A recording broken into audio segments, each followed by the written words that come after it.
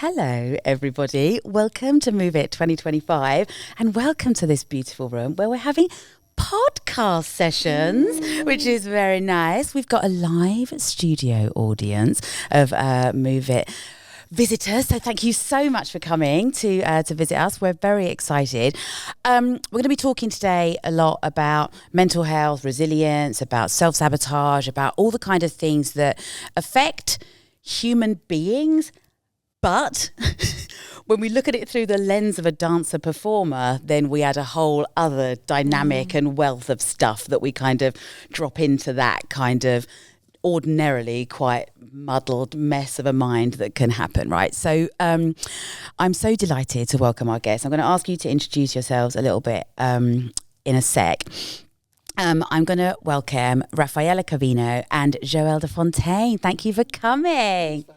Thanks for having me. I'd love for you to just say a little bit about who you are, and I think it's important to, like, using this kind of lens of looking after our mental health and looking after our minds and our bodies, kind of what brings you to this space to kind of be part of this conversation. Okay. Yeah. My name's Raf. My pronouns are she, her. And I'm currently the founder and director of a company called Applause for Thought, which is a mental health organisation that works specifically in the arts and entertainment industry. But what brought me into that role, I started off life as a dancer, started going to dance classes at 3 years old, ballet, the usual. Puberty hit and realised that ballet was not going to be for me. And I went to Tring Park School for the Performing Arts when I was 14 years old on the professional dance course. And the new goal was to be a contemporary dancer.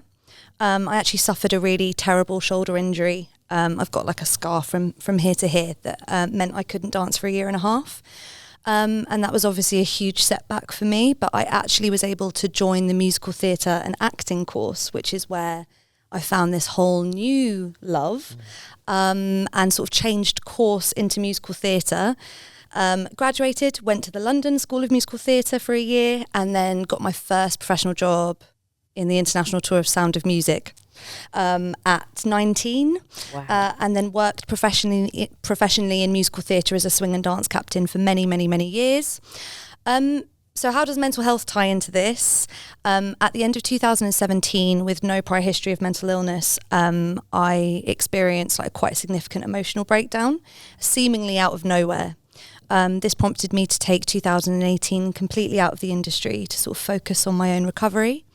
And when I re-entered the industry, my whole world had changed. The way I viewed and understood mental health, the way I looked at our industry, the way I saw friends' experiences in the industry, it had all changed. And I just knew, I felt really called, actually, not to make it so too spiritual, but I felt really called to sort of do something in mental health, and that's how Applause for Thought, my organisation, was born. And yeah, we're about 6.5 years old, and I'm sure we'll talk about it more later. But that's my journey into mental health. Thanks, Raf. Oh my goodness, so much there, and I want to come back to some of the points that you raised in that intro, because I could hear like this roller coaster journey, which I'm really excited to talk to you more about. Joelle, tell us about you. Okay, so I'm Joelle de Fontaine, and I guess now I am a Nike trainer, and I have a studio at Your Beach Dance Studio, which I started like 8 years ago now. And how I guess I got into kind of like mental health kind of for dancers, because I started dancing very differently. I just was like dancing from the streets, and I didn't actually go to any school. I started dancing in clubs and stuff like that first, and then from there got like scouted, and then started doing stuff like, and I just was just like sure, because I had no frame of reference. I was like a sponge, and I would just do jobs, and then I did apply to go to a school, and then something wild happened going to that school, and so then it made me not want to dance after that, and then I just didn't do dance. And I was like, if this is dance, I don't want to do it. So then I just started to just work, and then I was like, no, I want to go back into dance, but I had a different mindset, I think, because I had a crazy childhood. I was like, I lived alone from the ages of 11 to 15. So I created this kind of like weird resilience to just stuff and like problems. And I think because of that, then I went into care, but I already had this resilient stuff that I created. And then I kind of saw my friends going to dance school and how it was affecting them so much, like just every day kind of like trying to get, just at school, trying to get the role, do you know what I mean? And trying to do this. And so I started to be like, I need to create something that's like the opposite of this energy, because this is just not healthy. Also the idea of like trying to get income and stuff, that's why I created At Your Beat, because I was like, I need to find a way that dancers can get sustainable income but still do what they love to do, like as like, and subsidize their journeys. And then from my kind of upbringing and stuff like that, I kind of thought, I'm going to create this space where everybody is just doing things at their own beat, and you create resilience in them to fortify their mind, because they're still going to have issues when they go out into wherever they go. I can instill confidence in them, but your confidence can be knocked. But if you have resilience and you create resilience in people, then it's much harder for them to get their confidence knocked, or they learn how to like dodge and stuff like that around it when people are trying to comfort them.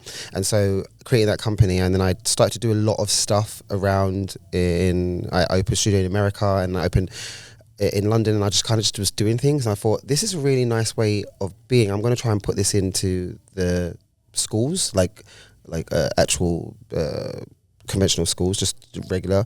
And so I started to work with the council to try to put this kind of program into like just state schools, I guess, like schools that I went to. And I was like, if there was like something like that when I was going to school, I would have found it a lot easier. So I started to do that. And that's when I got scouted by Nike, because they were just like, okay, you can facilitate doing this type of stuff more. And I think for me now, I just always want to try and find underdogs and stuff like that.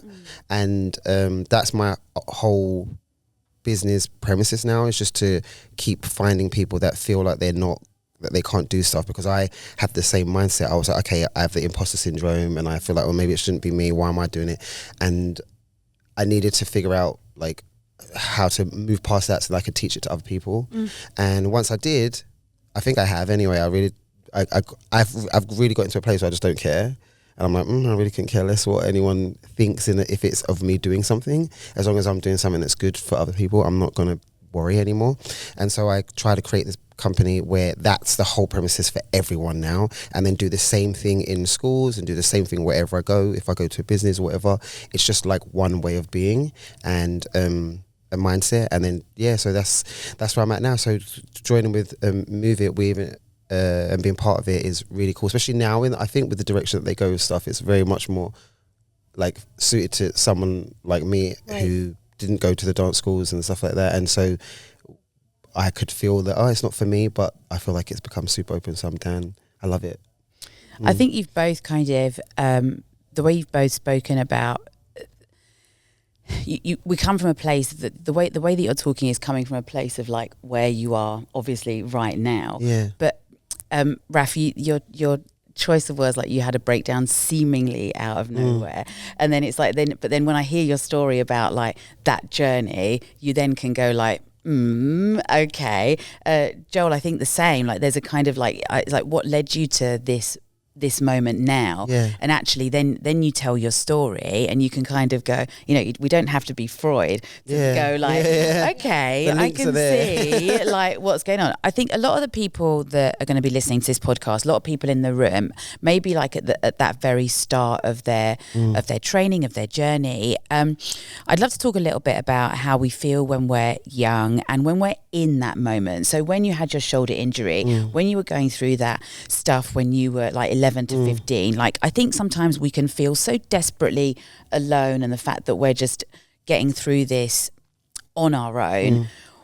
What would we say to somebody of that kind of age who is struggling, who is in a place where they're thinking, this is horrific for me? Like what?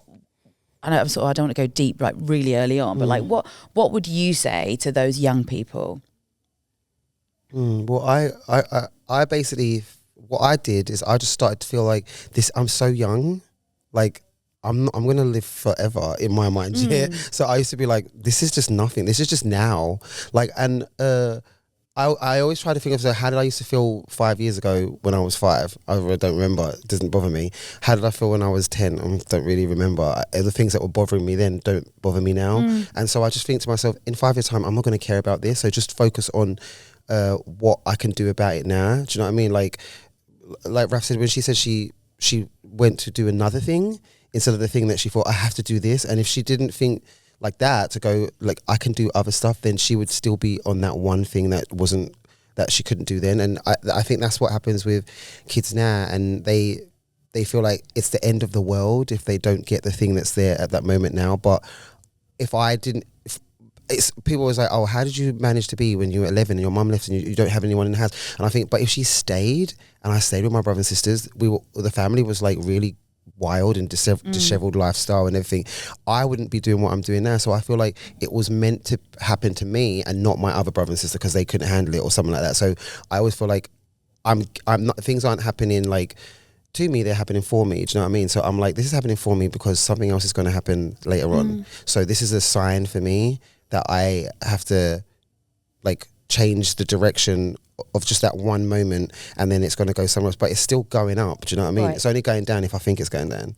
So it's only going down if I think it's going down. It sounds like I'm saying Dan. Yeah. It's only going down if I think it's going down. So I think that's the mindset. If you can try to, it's hard, but if you can try to like train your mindset more. I think now we speak about stuff more than we used to when I was younger. No one was talking about anything. So I feel like now kids now can actually speak about like, how do I make my mindset a bit more like progressive in the sense of what I'm doing. So if I miss something, I don't have to regress down. I can progress up and be like, right, okay, so that didn't work here. Okay, the next thing I'm going to work. It's hard, and you'll hear lots of no's and stuff like that make you feel like, what's the point? But if you can kind of like think on the more positive side of stuff and feel like I'm young. Nah, I think it doesn't make a difference when you get older anyway, but that's just me because I'm delusional. But like, if you're young, you are actually really young. Like, everything that you care about now, in 5 years' time, they're not even going to be anything. You know what I mean? So just think like that. I'm going to come back to that delusional word. Because delusional could be seen as like a negative but thing. I think it's positive. Right. And it's something, there's a kind of like, there was a really it's like, positive energy about delusional. It's just like, of course I'm going to do that, which feels really strong. And Raf, tell us about you and that kind of, I suppose, with the hindsight of all the stuff that you've learned now, looking back at that journey, especially like through that lens of dance training and the injury and all of that kind of stuff, like what has that taught you? It's a good question. I do want to pick up on something that you said, which the like essence and core from what I heard from what you were saying is about trusting the process. And actually beyond that, one step beyond that is actually having trust in myself, because anxiety is my Achilles heel. There's a sort of brilliant quote, I don't know who it's from, but anxiety is the overestimation of the threat and an underestimation of your ability to cope with it. And so I think that there's a lot of talk at the moment about a lack of resilience in young people. We hear it a lot in our work, and actually I understand that in one respect, but I think that people have now more of a vernacular around mental health, and actually that's a really positive thing, but actually it's about building trust in themselves to be able to cope. And so that's something, looking back, that I wish I'd had a little bit more trust in myself, that I was going to be able to get through it, and that I was sort of, quote unquote, stronger than I thought. But the sort of caveat to that is that everyone has different thresholds with how much they can take. And I think that a big part of resilience is knowing what your threshold is, having that self-awareness and language to know when to push, but also to know when to rest, to know when to take a break. And I feel like for a long time, I just pushed and pushed and pushed and pushed. And I ended up getting really, really sick. So I think that building that self-awareness. I wish I had more trust in myself, and I wish that I could have built a little bit more self-awareness as to when I was hitting my limit and it was time to sort of reach out for support. If I'm listening to this at home and I go, right, I'm sitting in my bedroom or I'm about to go to college and I go, right, I need to build more self-awareness. Like what does that mean? Like what do we do? What do we do? Yeah, my biggest thing with this is curiosity. I mean, I only started developing self-awareness at sort of the age of 28 when I sort of went on my mental health journey. But it's about curiosity. I think being curious with yourself. Okay, I feel really, really, really nervous about this this class today, or this assessment, or this exam. I'm actually just going to be curious with approaching it in a different way. I'm just going to try today and see what happens. Not being afraid of failure, not being afraid to sort of move away from the status quo. That's what it is. It's about asking yourself questions rather than looking externally at, I need to copy what they're doing, or I need to get my advice from there or from there. It's like, you're the expert on yourself. Ask yourself those questions. Where's my limit? Like, Right. do you see what I mean? That sort of internal dialogue. We spend so long connecting with others and asking for external validation and questions. But actually, how often do we actually ask those same questions of myself, It's of true. yourself? You know, It's- and you kind of know as well. Because I think with you, like you're a walking, talking example of not listening to other people because you're self-taught, self-made, all of this stuff that kind of it came from your soul, right? And so when it comes from there and you don't have to ask anyone else. It's kind of, that's why I always say I'm quite lucky, because I look at my brothers. I've got 6 brothers and sisters, so we're a big family. So there's like 7 of us, and I'm the middle one, so I'm like the Lisa Simpson. So no one was caring on one side, and everyone was caring on the other side. So I was like, no one cares anyway. Do you play a trumpet? Or No, I didn't. I played recorder. I had a recorder. I was rubbish at it. But to your point, I basically just didn't have anyone I couldn't tell anyone that I was living alone either. So nobody knew anything. So I think when I was young, I was learning to be kind of like, what can I do like to make things like better for me, and having the trust that I was like, I'm going to go on this school trip. I'm going to work in the corn shop and I'm going to make money. I'm going to go on this thing. I just didn't know. I had no reason to think that I wasn't. So because I couldn't tell anyone anything, so they couldn't be like, it's going to be hard. Like, Right. It might be difficult. And I was like, it's really weird. I think to myself, I was such a gamer and such a nerd as well. So I'd gamify everything. I'd be like, as long as I've got this and I do that and I do this, I've got what I need to do it. If it doesn't work, it's not got anything to do with me.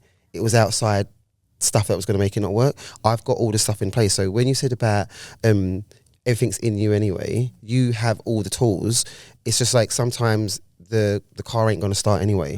Like it's got nothing to do with the tools, it's to do with the weather. Do you know what I mean? So it's like the car was never going to start, but you did everything that you were meant to do. Right. So that's the curiosity of being like, I'm just going to think of it in another way. It's so true, because I'm just not going to be bothered by it. Like I'm bothered by it every day, and what comes from that?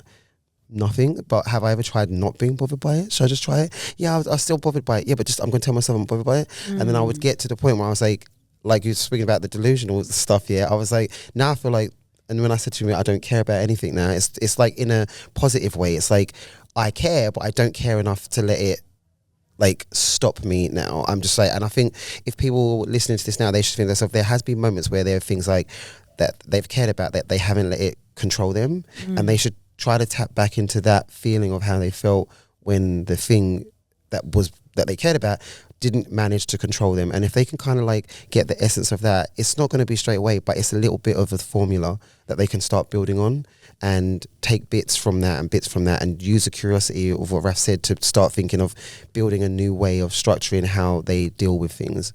And that's how I always thought I was doing.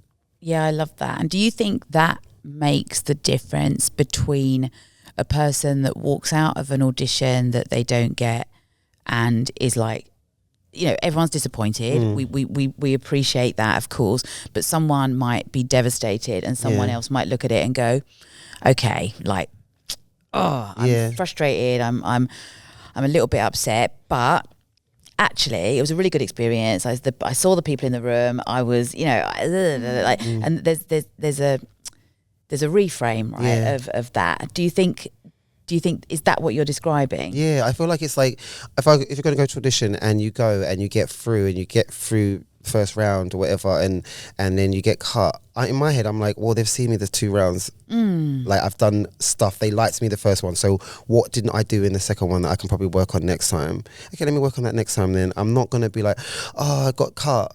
there was a possibility that I was going to get cut. So it's like something that could happen. So, but I didn't want it to happen, but it happened. So, but I've got to think about what I'm going to do next. And I just reframe it. It's like you can be like disappointed, but just not defeated. You know what I mean? I'm not Dan. I've got many lives left. Yeah, it's just like in that one, I'm out of that one.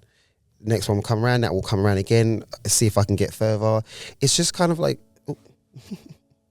You know what that is? Yeah, that's my actual alarm to get up in the morning. The timer's stopped.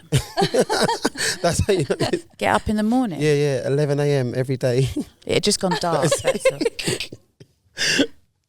Wake up, Joel. I know, literally. Wake up, you're doing a podcast. I know. So when it's like get up at this time, I was like, oh my God, like, I didn't actually go to bed.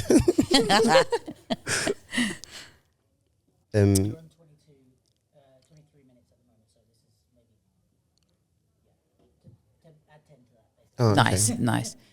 Yes. Sorry, go on. No. Yeah. So I think that's where my mindset was just like that, like just to be a bit more like, I just wouldn't think straight away that I was defeated.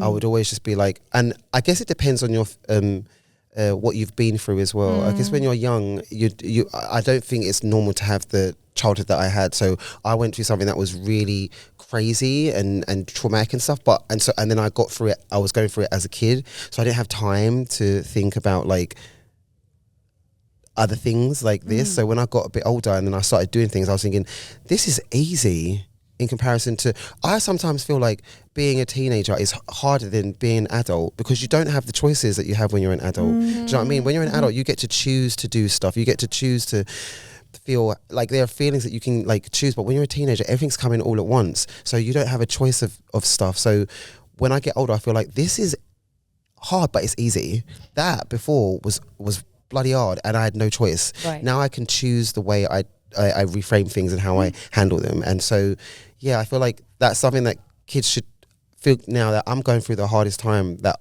at this moment my body is changing and things are going in my head that I just got to do loads of stuff. Have some grace with yourself and be kind to yourself, and then I think they'll take things that happen when they get older a lot easier. I mean, the brain doesn't fully develop until sort of 25, right. 27. So the part of the brain that's responsible for emotional regulation and decision making isn't even fully developed until we are sort of middle of our 20s. So there's this, you know, it's really tough. And then you add the pressures of our industry. I just wanted to follow on from that, if I may. Please do. And that is that I'm listening to you thinking, I wish I had that mindset. I've done all these years of mental health work, but I still don't have that mindset. And I think that actually there's like a secret option C that sort of borrows from that. Exactly, that actually is that it's okay to feel really defeated and disappointed, but it's actually your action then after that. Yeah, 100%. It's about like building your tolerance to uncertainty, your tolerance to negative emotion. Like resilience isn't about sort of avoiding all negative feelings whatsoever. Like that's what I feel like some of the movement is. It's like don't touch, like the normal it's not coming in. I mean, we'd all be, you know, if we get disappointed when we don't get a job, then we could easily solve that by never auditioning. Oh, I think I found a secret formula. What are you going to do? I'm not going. And then your world becomes so small. And that's, I mean, I think one of the biggest hindrances to resilience is perfectionism, which is all over our industry, where people actively avoid failure at all costs because everything must be perfect all the time.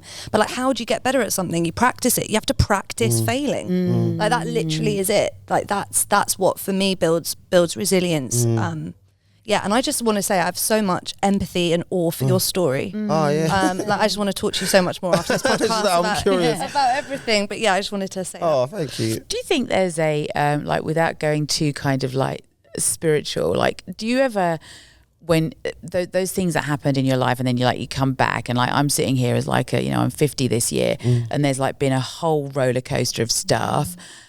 And then when I look back, I then go, of course that happened. Like, yes, that was exactly what was meant to happen. And even the things that I thought were devastating at the time, I actually can look back and see exactly why, as part of my journey, they happened. It's almost like this kind of force that just was allowing me to arrive at where I am right now. Does that thinking help a younger mind, or do we only get that when we get older? And I feel like it's an older thing. So you only get that's the beautiful thing. Hindsight is a beautiful thing. Yeah. And Damn it. Yeah, I know. But you can have the idea in your head, like what I said before. I used to think, this is it. I'm gonna get something. This is only now.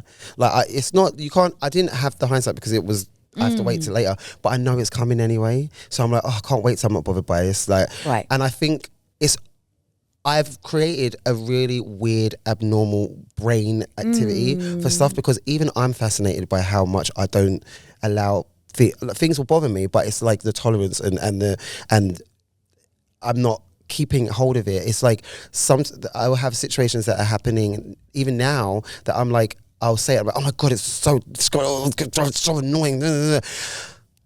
Okay, cool. Anyway, and then it's gone, right. and it's that's because your armor. it's my it's my protection. Your protection that you've developed from everything that you've been through. Yeah, and I'm fascinated by it because I'm like I end up just being like kind of like I spend a lot of my time feeling joy because I don't allow the other things to stay for very long. It's like it's Airbnb if you're coming in my house, yeah. If you're coming here into my mind to be around, to be negative, yeah, and that's not people, that's me, myself, like talking about if I'm coming to stay at my mind to be negative, it's just for like a few days.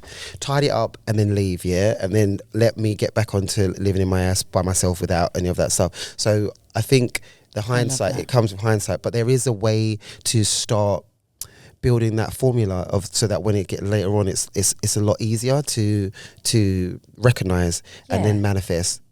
Yeah, and I think there's an element of even now there is something that when something doesn't go my way, there's a definite disappointment, a physical, emotional, like disappointment that happens, and at the back of my mind, there's always a like my little Nan's voice kind of says, "What's meant for you won't pass you by, my darling. What's meant for you won't pass you by." And it's always there, that little voice. And I think that has got me through a lot of setbacks and knockbacks, really. Yeah. Completely hear that. I don't have much to add on that. Yeah, it's true. It's like that's kind of like my nan said to me, like I wasn't really close to my family obviously at all, but then I remember when my nan died, she was like and we had to go and visit her, she was like saying, oh, I don't know why she was saying it to me, but I was like, this is a sign. My delusions were like, oh, this must mean something's happening good for me, yeah. And then she was like, if you have something that's happening and you're just worrying about it, there's no point, because you should really be focusing on, if it doesn't work out, your focus should be on what's next. Yeah, don't spend time worrying about something that is going to happen anyway. Focus on how you can make something that hasn't happened happen. Like, so I start to be like, okay, this is something not good has happened for me. Am I going to spend time worrying about, this was not good? Yeah, I am, because I'm human, so I'm going to do it a bit anyway, so stop trying to stop me, yeah? But am I going to stay there? I was like, no, I need to now think about, okay, right. Like, I'm like a cat. I always going to land on my feet, so I feel like, and I'm a Gemini and I've got ADHD, so there's many things like that people would say were wrong with me, but I'm like, these are all my superpowers, yeah? So I'm like, I need to figure out what I'm going to do next. And so that's my voice in my head, is like, I'm not going to worry about it. I'm just going to like worry. And then after that, you know what I mean? What I think you're speaking to is like circles of control. Yeah. So like focusing in these moments when things feel really out of our control and things are happening to us, actually we spend a lot of time worrying about the things we can't control. It's actually probably where our brain is wired most. Yeah. Like people's opinions, like booking a job, which is in our control to some degree, but actually if the casting director's not going to pick us, they're not going to pick us. But actually, what are the things in my world that I can control, whether they're small, whether it's tiny little things that are just for me, that I have that autonomy and agency over. Like that builds trust and confidence in yourself to be able to cope. So that's true. I didn't even think of it. Thank you for giving me that. Now I know. I'm like, it's the circle of control, and I'm like, circles of control. Look at me put my best friend in there. I can control him. You control your best friend. No. You've just got very strong borders. Everything. Yeah, I think that's what it is. So now I'm like, and I also do this thing as well. Like I remember, I don't know where it's from. I don't know what, I think it's from a film or something, I don't even know, but they said like, you know, if you stand close to a tree, like it looks massive, yeah, but the further away you get from it, it's like a little bush, yeah. So I'm like to myself, just get away from the thing that is there, and then look at it, and then look what's around it, and be like, there's all this empty space that I get to fill. So I don't have to be focused on that big tree thing. I can just get away from it and then be like, let me go over there instead. And you see that there's many directions for you to go. So I just started to be like, the circle of control, and be like, I can't control any of that stuff. Next, what can I control? Okay, I can do this, I can do that. And it is hard, obviously. I think now it's much harder as well for like teenagers and stuff like that, because there's just so much, like, you just have to be amazing at everything, and you can't be bad, like, it's just harder. I think that leads on to kind of the next thing I want to talk about, really, which is kind of this the addition of panic and shame on top of feeling kind of emotionally vulnerable, or having something where your mental health isn't at its peak condition. I mean, I don't know. I don't think I've ever known what that looks like, but you know, like because it's almost like we live in a society, and we work in an industry that we always panic that if we're not in the room, someone else is going to get that job. If we're not up to it, then it's going to, like, the world is going to go past us, and we're going to miss out on all the things. How do we, even when we're going through these moments, how do we help ourselves not to add on this kind of shame and panic within that? Because I think that then takes us into this spiral, right, of not only am I feeling like not great at the moment, also now I'm embarrassed, now I'm panicking, now I'm worried that my director isn't gonna put me like in the front row, now I'm worried that, and all of the stuff like spirals down into this kind of, which feeds that monster, right? Yeah. How do we stop? I'm curious with you, because you said you had the injury, so you was off for so long, so you literally were living in that time of like having to go back to something that you've not been around for so long. Yeah, for sure. I mean, I think there's two things here. The first one that comes to mind is actually being quite honest with ourselves that we tell ourselves lies. Yeah. Like, we believe what we tell ourselves is like gospel truth. And actually, like, even thinking back to that tree analogy, like, your brain might be telling you that the tree is huge, but actually you might be stood miles and miles and miles away from it. So really trying to challenge ourselves with like, what is truth and fact, and then what is our worry that we're adding on? What's our story that we're spinning on top of that? Like, there might be a bone bit of truth, which is I can't dance for a year and a half, I'm probably going to slip behind. But the sort of embellishment that I write on top of that is I'm now never going to work, I'm never going to recover. Do you see what I mean? Yeah. And there's a baseline of truth, which is I'm going to fall behind, but then you're adding all of this stuff on top. Which is not facts. Which is not facts. Yeah. And then the other thing I was going to say, it was good, has escaped me. So what about the things that we're consuming? So you've got an injury, you're off for an hour and a half, a year and a half, and you are seeing. Hang on, let me say that again. So, what about the stuff that you're consuming? You've had an injury, you're out of action for a year and a half, or it could be a week, it could be a fortnight, and yet what you're consuming daily is the world going on without you, right? So should we be being careful of what we're consuming in that way? Because I think that feeds the notion that the world is carrying on without you and you're missing out, and the FOMO starts gobbling you up. How do we stay abreast of what's going on without letting the consumption like gobble take over us and turn into a beast? Yeah, right. I mean, I think discipline. Yeah, of like discipline and boundaries. Like, sort of mute, unfollow, and choose your news is like my mantra. Is sort of being informed, but also making sort of healthy choices for you on social media, etc. But the other thing is that rather than just reducing that time, it's actually about investment into your life outside of it all. Beautiful. So like, the more that you build, this industry has a thing where it like becomes your identity. It actually becomes your self-worth. Yeah, exactly. And so like, investing in all of the things that are important to you outside, that it got driven into me when I was training, that like, if this isn't your life, you're never going to make it. And actually, the richer my life has got outside of the industry, the more opportunities I got. I don't know if that's the thing. It's the same like, with me. The more I was sort of was aligned to my values. I was like, that's a lie. Yeah, it's you know, of course you got to work hard. My goodness, you got to work hard. It's such a competitive industry and a high level of talent, but like, I have worth as Raf, me, outside of what jobs I'm booking, outside of accolades. Like, it's that part is really important for me, I think. Especially when you're going through a setback like an injury or make yourself know that the injury isn't you are not the injury in you is not just the only thing that's about you. Yes. It's like the stuff after is what's really important. And I felt that when I didn't get into the dance school, I was like, I'm not dancing again. That's it. I started visual merchandising and just making money. And I was like, now I'm just going to make money. Watch, I won't be a broke dancer like my friends. This is what my mindset was telling me. And I was like, but then I wasn't happy because I wanted to dance anyway. And so then I was like, I can put the two things together. Like, I don't have to go to that. That school wasn't the only school that I could go to. That wasn't the only thing that I could do. I'm already with an agent. I'm already out and about. Why am I now just limiting myself to the fact that I didn't go to that school?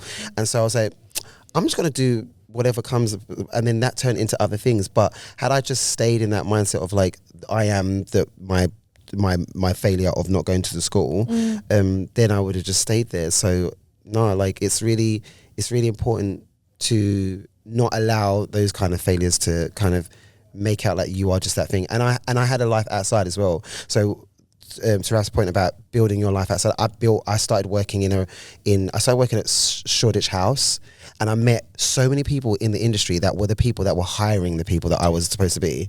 And that's what turned me to start working with the agents and working with designers and stuff. And and I was directly where they were. So I was like, wait a minute, so I can go this way while everyone else is going that way. It's so smart. And then I wouldn't learn that otherwise. And I think that kind of entrepreneurial mindset, and that how do I most of the stuff that you said, I think all of the stuff actually, you're describing a way that goes like around the way, and I like that a lot. There's a kind of like, well, hang on a second, if I need to be in front of these people, do I go to the audition or do I go into Shoreditch House and like meet them all? Like, I was teaching it, and I was like, I'm teaching the people. I'm actually teaching. I'm teaching the Pussycat doll. Okay, I'm gonna be like, oh, your tour is amazing. I can't wait for your tour.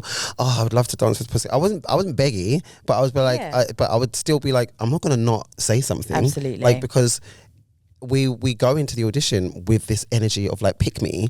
So why not just sit there and be with the energy of kind of like, you can pick me, it's okay, it's fine. I'm here now anyway. Like, and I'm there in the seat and Save stuff. you a casting process. Yeah, you don't have to do it. It's a waste of money. Like, doing that whole thing, oh my God, I'll book in a studio and seeing everyone when I'm here. What's the point? Yeah, so like... I mean, I'm literally right here. Yeah, like, I'm here for you. So it is, I always have a way of being like, what can I do that's opposite of what everybody else is doing? Not just because I'm trying to be different, but there is more than one way to skin a cat. Don't skin cats, but there is more than one way. Do you know what I mean? If you've seen the Netflix documentary, don't do it, yeah? I feel like there's just other ways that we can be, and we always think like you said, if you don't be you're gonna not and it's like, it's not 100% true. It's like, yes, you won't. If you don't train, then you won't be as trained as you could be if you train. Right. But there is other ways for you to be in the industry and be around the industry and get into spaces in the industry. And if you just think of the one way when you don't get it, that's when you start getting defeated and start thinking that the tree is massive. But when you get back, you're like, okay, I'll go that way as well. Like, and it's still and you still reach the tree, but you just reach at a different time in a different place.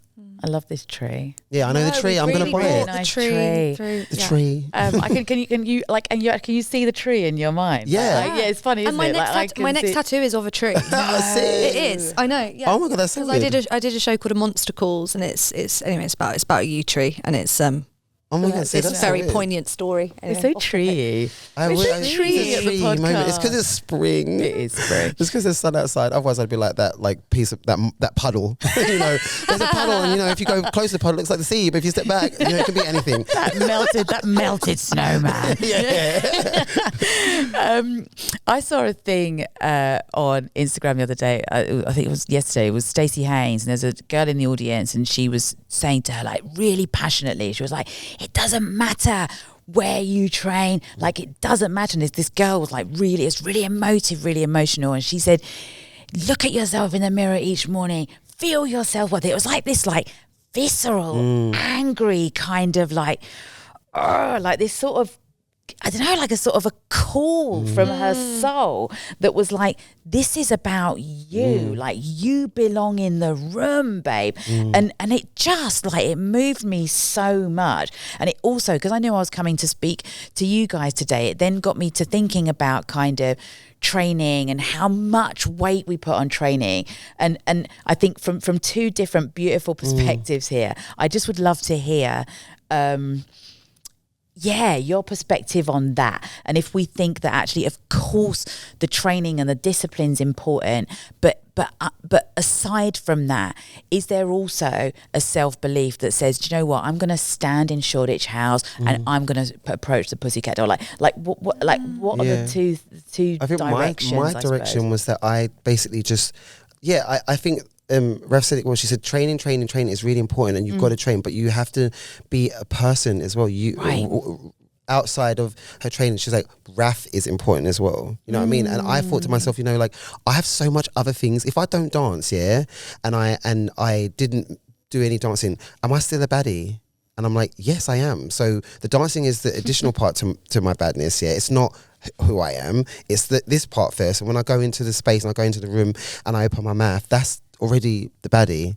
Then I'll go and do stuff. If they like it, it's great. If they don't, I'm like, okay, I don't care, I'm still the baddie. So it's like this energy of just like, I still will go and do the things that I want to do because I think I had it from my childhood. I have to.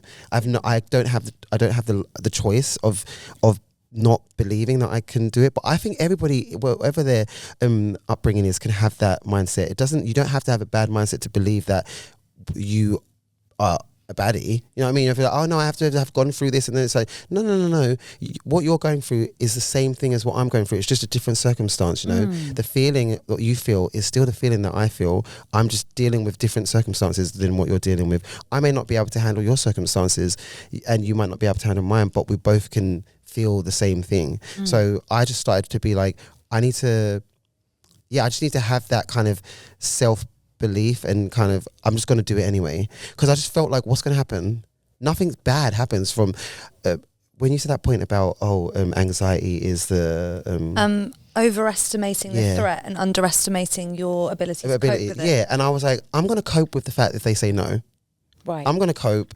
And the threat of them saying no is so smaller than the reward. And Will Smith said something about like fear, on the other side of fear is just the enjoyment of what is stopping you. So I can't remember how he said it or something, but it was like, oh my God, that's so true. Like, I'm scared of certain things. Like, I'm scared to go on a ride. But then when I go on it and I do it, I feel the thrill after. And I'm like, that was so much fun. Like, there's certain things I can't swim. So I'm scared to swim, but because I'll drown. Yeah, not because I'm like, the joy after swimming is going to be so great. It's like, no, it won't be. Yeah. But there are certain things that stop you from doing stuff because you think it's so like the fear and the anxiety is so much more scary than what you're going to get. But then I'm like, actually, I can do it if I ask her to do it.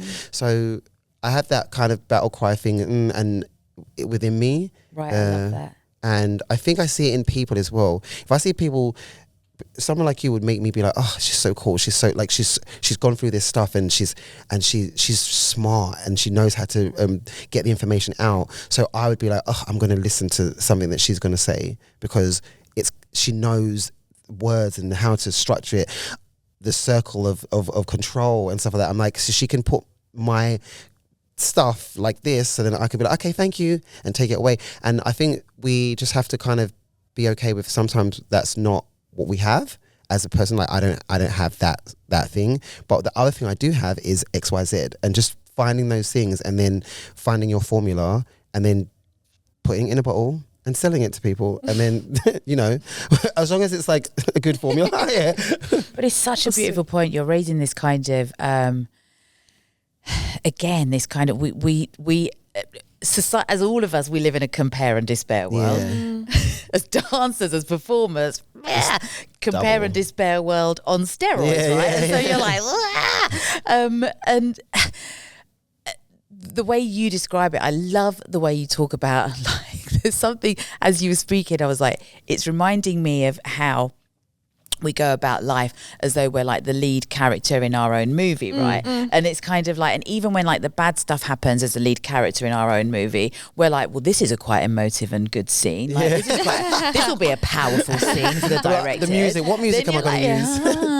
And then you're like, and then like an amazing stuff happens, and you're like, oh, this is the bit where we do a montage. And like, there's something, I think there's something really nice, and like not to like completely like disassociate with your own self, but actually just to kind of go, you know what? Like, if our lives went like that, like, boy, oh boy. It's the delusion. Like, it's the delusion stuff. I just basically feel like, and I feel like I'm a character. We're all in each other's main movie, and we're all the person. So I'm like, everyone is their main character. Yeah. But the main character for me is this way. The main character for someone else is that way. The main character is that way. It's just knowing that everything that's happening for happening is happening for you. Like I said, like you are gonna feel bad, and I don't.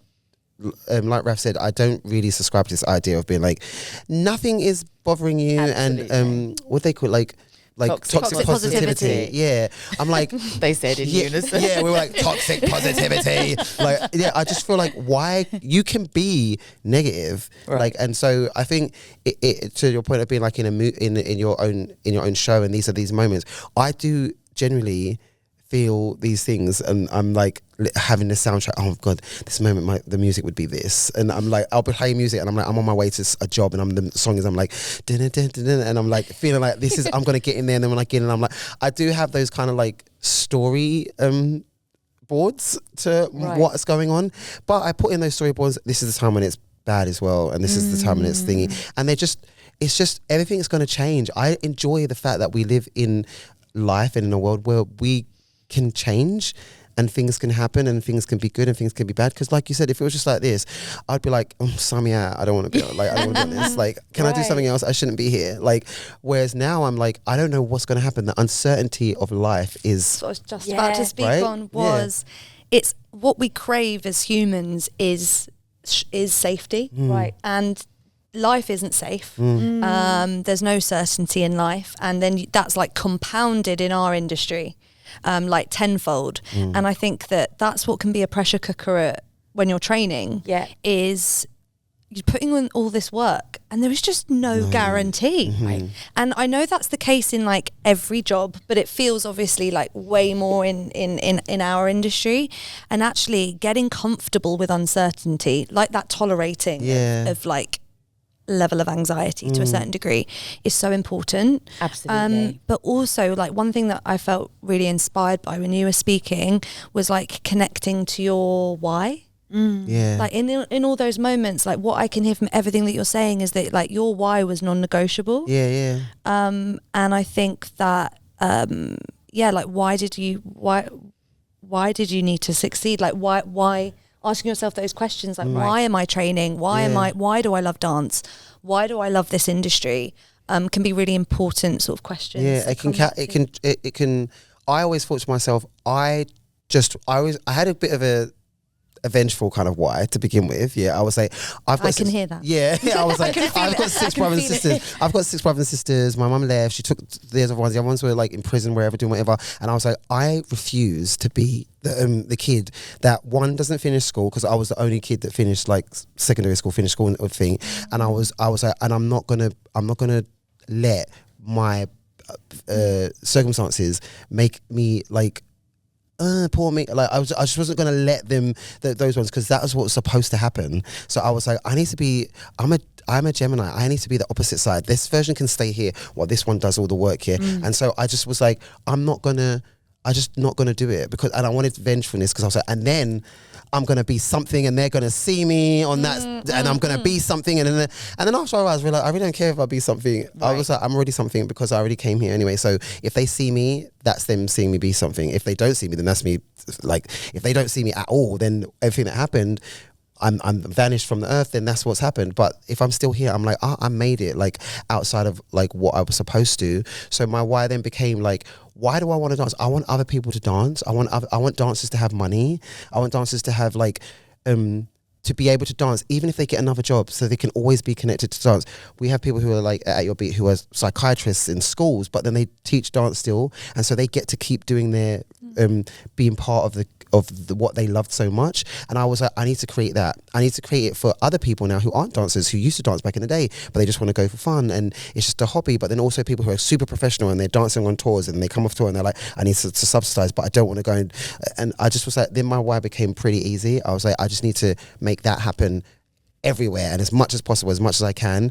And then it just became pretty easy to live like what I do day to day. That's why I say I feel like I don't feel like I work. I don't feel like I do anything, but I do so much. But it just feels like, well, this is why I asked why, and it gave me the answer. So I can't complain now and be like, yeah, but I'm tired. Yeah, I'm just like, no, I will sleep and stuff. Yeah, till 11. Yeah, till 11. Yeah, see, she dragged me until 11. Because until 11, I will sleep now because I'm like, I've had my moment. Gemini. Yeah, I know. I Gemini. Yes. What's your birthday? I'm June Gemini. June Gemini. 7th. 4th. There we go. Anyway, say less. Yeah, you can all leave. No, but yeah. So I feel like that's my why. Are you a Libra? Yeah. Oh, okay. Perfect. Yeah, perfect. Yeah. Perfect. Match. I'm just like, I'm sitting in the middle of you two, like holding a Gemini on each side. Doing, doing, doing. I'm actually not super into horoscopes. I'm not just Gemini. Like that's such a Gemini thing to say. Only into Geminis. I'm not, but Gemini. Yeah. I only care what a Gemini is all about. Nothing under the others. Rav, you said something about like other professions, and as you were speaking, I sort of like, in my mind, I imagined a world where I was thinking about the difference between like dancing and accountancy, for example. And I thought, like, what's the difference between, like, yes, they might both be a competitive job, but I thought, the difference is that the accountants don't have to sit in the same interview room with all of their fellow accountants, interviewees, and they don't have to hear what the other guy's saying and hear all the amazing things the other guy or woman has done, hear the way they're presenting themselves, and think, and then suddenly they're suddenly less than like. And they're definitely going to get a yes or a no. Yeah, they're not going to be definitely going to get a yes or a no. Yeah. They don't have to call the other guys and be like, "Did you hear anything yet?" I saw on Instagram. Find out on social media. The cast announcement of the accountancy. Literally, like the accountants, you turn up at the job interview, and there's like a whole like line of them waiting up round Drury Lane, all looking the same. Is that imagine? Or like going like, I don't know, like how would they warm up? They'd be like, I don't know, like tapping calculators. Just warm it up. Getting their like wrist ready for writing and stuff, and like my accountant friends are going to drag me when they see it. I know some very, very creative accountants and wonderful people, so no shade. But I think that the sentiment feels to me like that actually, again, we go back to this like compare and despair thing, don't we? It's like you're seeing everyone else and you see the people that got the job that right in front of your eyes, and so instantly you make a comparison. Like, and we talk a lot about kind of self-love, self-care. It's very zeitgeisty in the world, and now it's like in the out, and people talk about it a lot. And I think so often we think of self-care as like, I'm just going to be fine if I have a bubble bath with some candles around the side. And it's like, oh, self-care's hard. Yeah. Right. Self-care's not nice. My forms of self-care are making sure I eat 3 times a day, because I could literally go all the way till dinner, just like work. Eating 3 times a day, drinking water, boring. Getting enough sleep, boring. And having boundaries and saying no and letting people down. I hate that. Hate that. Chronic people pleaser. So all actual self-care for me is really, really hard. And of course there's like all the nice stuff on top.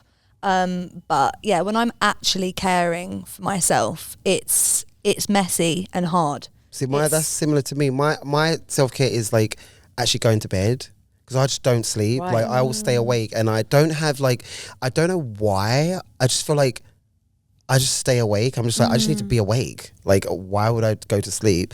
And my other one is like kind of like yours, like where you're like trying to please people. It's just trying to like make everything good for everyone, and be like, I want to make sure that it's good. I want to make sure that this is good. Yeah, this is good. Okay, this is good. And I think it stems from just not from there being no one there when I was younger. So I just want it to be good. So I'm like, oh, now that I can make things good for people, I want to try. So definitely like this self-care thing is hard. I feel like if you feel like you're just going to chill and that's going to take care of you, then you're going to be like surprised when it doesn't, and then you're going to be lost at what to do So I did a thing once where I was like, I need to learn. I started, I retrained, I was relearning, and then I started learning. Then I started becoming obsessed with learning. Then I was like reading. And I realised that actually all the kind of, I used to read novels and like I'd love to escape in like a book. Then I realised that my bookshelf was then filled with all the stuff Mental that I was health. learning, mental health books. And I was like, oh my God, even when I'm relaxing, my brain's learning. I'm firing it up all the time. Yeah. And so actually, and I wonder if there's I wonder if we do that when we're dance training as well, because I remember doing that when I was rehearsing. Like it would, like the songs would be these kind of, they'd be ingrained in my mind. I'd listen relentlessly to the same song all the time so that I could have it like just in my system. And actually sometimes the self-care, even though I think the question is, how do we balance achieving what we want to achieve without it becoming unhealthy perfectionism and just like, you know, just battering yourself with it to the point where you're just exhausted and burning out? Like, I think what you've spoken so amazingly to it is that self-care changes over time, depending on where you're at. So having that sort of, again, self-awareness and psychological flexibility to go, what worked for me 2 years ago isn't going to work for me now because I'm in a different place. But also in the arts, remembering that we suddenly lose our self-care when we start trying to do it as a job. Right. Like my self-care was my hobby, which was dance. And then suddenly dance became my competition, my livelihood. And so therefore I didn't have a hobby anymore, you know? And so I think that's something that discovering. Yes, that is something that is such an interesting point that actually when the start of doing it, I love it. Oh God, now it's... I need it. Right. Yeah. I'd never really thought of it like that before. That is so powerful, Raf, because I think actually, especially when we're 6, 7 and we're like having the best time at our local little dance club and we've got mates, and then all of a sudden it gets more serious and I'm like, oh, hang on, I'm going to college and oh God, and oh right, and now I'm buying, no, my parents are remortgaged the house to get me through to and then like suddenly like doing, like serious. And suddenly we lose the 6, 7 year old in that, and suddenly we're doing it for a different reason. Yeah. I wonder if every now and again we could just remind ourselves of the 6, 7 year old, remind ourselves of that kind of like moment where we just were like in our room in front of the mirror, like we didn't care what our toes looked like or anything. We just danced because it was just fun. You didn't let the dance take over your whole entire being. Like, right. I find a lot of dancers now in general, they only know anything about dance. Like they don't even know what's going on in the world sometimes. Like I have a friend that he has no idea what anything is going on and his whole social media is just videos of dance and I'm like to him, what do you do when you're not like dancing? Like what do you do other things? And he's like, well, I mean, I do, but I just see what the other dancers, like friends that I've known, and I find it so fascinating because once I went to Shoreditch House and stuff, I started to meet all these random creative people and people in business and people who were this person, that person, but also people who were dancers or choreographers as well. That I just became more broad with the things that I knew, and it made me seek stuff out and become more curious with stuff because I wasn't just solely just dance. Oh my goodness, you've raised such a beautiful point about how with an entrepreneurial mindset, with a mindset of somebody who wants to learn new things, is actually to say, if I silo myself, if I'm in an echo chamber, right, and all I can hear is the same stuff coming at me, like great, but actually, could I learn something from the way that person does it, who might be the accountant standing at the job interview? Like what did they do that I could borrow? What did they do that could influence the way that I work? All of a sudden, your not just your knowledge, but who you are as a human being becomes richer. Building your toolkit for life. Right. And that thing I said about your car wasn't going to start. You like your car starts starting more because you have more tools now to start it. So you can like, if you just be around just the same all the time, and also it's quite interesting because if you're coming here and you're going to eventually be in London, and and where you're going to do stuff. It's a mix of people, mix of type of people. So you've got to get used to being around other people and being involved with different types of people. And I've always find that the people, if you make that part of like your kind of like characteristic or your DNA, is to just get to know people more and try. It's hard anyway. It's hard it is in life to do that at any age, yeah. But it's just nothing bad is going to happen from knowing more. Like nothing bad is going to happen from knowing more people. It's just that you now have all these other places to borrow from. Like I said, you start borrowing from that person's personality, or that they've got that way of being that you're like, actually, that could really help also me. their perspective. Their perspectives, yeah. That's a beautiful word, because I think you learn more from those people, but also I think people surprise you all the time. Like someone might say, there was an investment company that was like, oh, hang on a second, well, our CEO founder is like he's a massive arts philanthropist, and you're like, oh, and suddenly the connection's there, right? But it's unexpected and it's surprising and it's beautiful. And it's if you're in a room with the same all the time, those unexpected little nuggets of joy and human connection you meet people that you just don't expect to surprise you. Yeah. That's when life is rich. Yeah, and it does so much for you. I just think I'm very for that way of being, because business wise, it's just made my life so much easier. Absolutely, things that I've had done is because the people are a lawyer that just came to, and I started speaking to them, and I didn't know they were a lawyer, but then they were like, oh, you do it, and they're like, oh my God, if you need any help with something, I don't take it, whatever, I'm just being nice to you because you're a nice person. And then later on, actually, yada yada yada, and they're like, oh, I can do it for you, I can do this for you, and then actually I found this and this, that you, and I'm like, I have no idea about anything of this stuff, and now I know because you're giving me the knowledge, but also like I'm learning from this, and now it's like a web of just like stuff and things, and I just feel like I don't want to be like in a kind of like an anthill, I want to go further than what's that is here. And then I'm at the top and I'm like, okay, there's nowhere else to go from here. Okay, let me just stay at this and monopolize what I'm doing. I want to be like this web that just keeps going everywhere and expanding out with people and knowledge and power and relationships and just everything. Like, it's just much better for me to not be in a kind of like silo of just the people that I'm around. I've never been that way.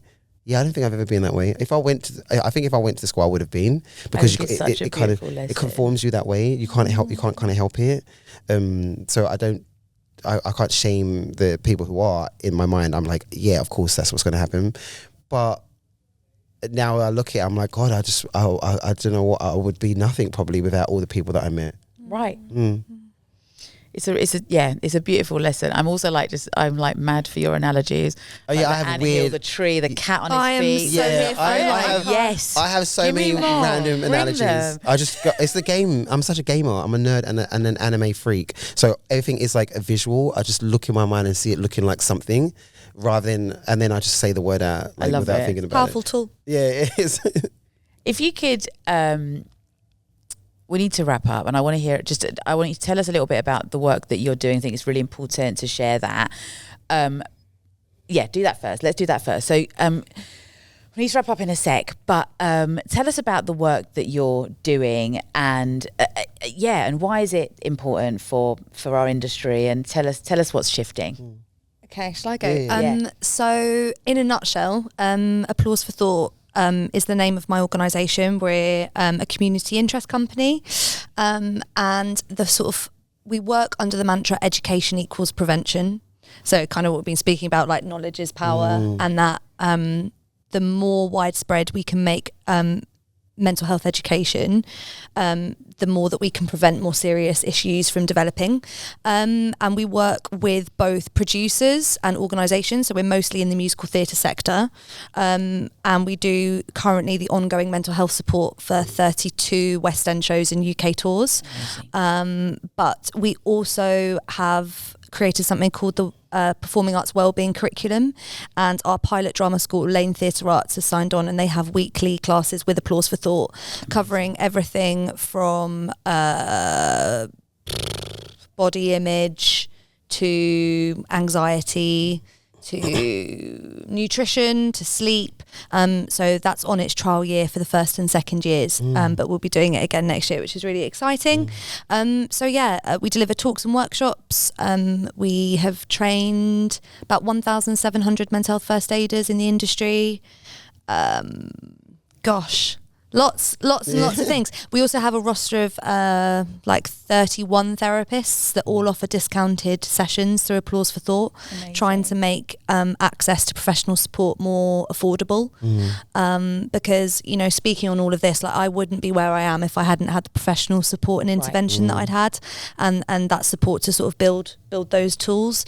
That's very important to me. So that's the work we're doing. And why I think it's important, it's my life's mission. I guess the umbrella thing to say is that I want to leave the industry better than when we found it. But I think the real driving force is that I believe that our industry, you should be able to thrive, not just survive our industry. I just have a huge passion for creating more inclusive environments where people who have diagnoses are treated with respect and understanding. People are able to sort of access the support that they need and are able to have really long, sustainable careers. That's beautiful. That's the aim. Thank you for doing the gorgeous work that you're doing. I think it's amazing. It's really important. Helping. Yeah, it's. I think. Yeah, we can have. Right, I was about to open a next 4-hour can of podcast really fascinating. And I think there's so much there about how. Yes, it's beautiful that in this world now, like mental health, all that kind of stuff is so openly and spoken about, and yet I also see that there is a mountain of work to do, an anthill of work to do, and it's kind of like we've opened up a can of worms, actually it's just filled with a lot of misinformation. Right. And sorry, I cut. No, absolutely, and I think that's my point, is that it's kind of. It's needed, and it's needed in a way that I think that isn't patronising, boring. It needs to connect authentically with the audience that is receiving it, right? And I think that's so important. That's so important. So I love what you're doing. And Joel, tell us. Well, I guess what I'm doing at the moment now, I feel like with my company, with At Your Beat, it's kind of its own machine. I've set it up that it can just keeping people coming in and keeping the teachers paid, so they don't have to worry about it. They feel like it's a family, so they're always and the family just keeps growing. So I'm always going to have that there. I think we've just moved now from where we were before to another space, and that's going on. But I'm actually doing something currently now, which is kind of a really cool thing. I'm working with this girl, Can, and Nike to bring this thing for all the schools to get girls moving more and getting them feeling comfortable moving and feeling like they can, because they say that movement really helps with the mental health, and and teenagers from 11 to 15, which was my age, drop out from it and then never get back in, and that creates even more mental health issues later on in life. And we're doing kind of so I'm going to be doing a platform where we will be reaching, I think it's 200,000 girls at schools. So it's actually going for PE for all their schools, where I'm going to be effectively teaching them movement, dance and stuff like that, and fitness, because I'm a PT as well. But bridging the gap between the two, and these are going to be a platform for them that they can access all the time. It's called Studio U, where they can access it and do bite-sized stuff for them, but in a more, like you said, non-patronizing, relatable way. I'm not going to be going get down, and if you really feel it, I'm just if you want to be bothered to go down there, go down there. If you can't, I don't care. I'm on the TV screen. I'm not really there. I'm not judging you, So it's got to have this vibe of letting people feel free. So that's going on now, but that's part of my kind of journey of, because I go to schools and do the same thing, but I'm going to primary schools and then secondary schools. But at the moment, I'm doing a lot of primary schools doing this same type of thing. I'm obsessed with primary school kids. They're just so annoying, but in a fun way. That they do not. It's the space where you said about the 7-year-old. That is where they are, and it's when you go back to be a 7-year-old, I'm like, how long can I put the resilience in them and the kind of like the energy to keep this person going a bit longer than just from 7 to 10, and then be like, keep it going a bit. And so I do that in primary schools, and then in secondary schools we have a program where we kind of go, and I'm still doing this now with AOBIT. We do like 6-week courses with the girls, and then teach them dance, teach them how to teach them all that stuff, and then from that they come and they start working for At Your Beat. Now at the moment they're going to be performing here today as well. So we're doing a performance today. No one is professional. Like, there's not one professional, but you will watch this thing and you'll think that it's all professionals. And they're not like, I used to be professional, you know, I'm not professional, but girl, I'll make it. I'm a professional. I just haven't done it for like, they're just people and people from schools and stuff like that. Right. And people with jobs and stuff. And I think my charge is just to continuously keep doing that I don't know. I feel like I have it for people who I'm trying to just put my energy that I had growing up and trying to put it on, help people with it and do as much of that in any way, in any shape I can. So I'm just going to keep doing more of that. It sounds incredible. And I think on behalf of, you know, my little girl who's 9, and I've seen firsthand like the society that we're growing up in now, like it's tough out there, you know. And actually I see young girls, and I see their brains and their ages developing much quicker than they're able to, and I'm desperately trying to pull her back, man. Like, I'm like, baby girl, like, stay nine, you're okay, you're okay. So thank you for that work, because it is so important. Those 200,000 girls, and I know which will swell and like grow into more. But thank you on behalf of like a mum of a little girl. Because I can't wait. I think it's so good. Like, it's something that I just think is really important that we all do, like this type of stuff. But yeah, it's like nothing to me. It doesn't even feel like I'm working. Like, I can't believe I get paid for it. I'm like, oh my God, this is money for doing this. Like, this is joy. I love it. Right, we need to wrap up, but give us like one, like, what's your biggest your biggest bit of advice that you could, like, you know, a sort of like soundbitey. What's your biggest bit of advice for anyone watching this podcast, listening to this podcast, that they say, if you could take one thing away from this, what would that be? It's the hardest question you've ever asked. Yeah, I know. It's the hardest question I've ever been asked. Sorry. If you could take one thing away, if someone watching this here, if they could take one thing away from this, what would it be? It'll be like, is this quite controversial? Go on. But like, not controversial, but just kind of in a way, say everything that I said, matters, but it also doesn't matter. Like, do you know what I mean? It doesn't matter. Like, everything that I said matters, but it also doesn't matter if it doesn't apply to you. It's not the end of the world if it doesn't apply to you, but it could be the start of your world if it does. Yeah. So it's like, don't feel completely compelled to have everything that I say like fit your narrative. It might not. What an absolutely beautiful sentiment, because I think you're almost describing like, yes, we could take the whole thing and listen and write notes and like, what did Joel say? Or you could say, there's some like seeds that are planted. Yeah. Huh. And then make your own tree from that. Yeah, that's not Tree. The tree. It's a podcast about trees. The tree. That'd be Rav. Mine would be, I think I've got to come back to like the curiosity thing. Yeah, nice. Like, be curious about listening to this podcast. Be curious about what you might learn about yourself or discover. Be curious with your journey. I think that's what I'm going to go with. That is beautiful. I would like to thank our incredible live studio audience for joining us this morning. But most of all, and I'd like to thank you, gorgeousness. But most of all, I would like to Did you say mess? Gorgeousness. Gorgeous mess. Could you imagine? I'd like to thank you, mess. you gorgeous mess.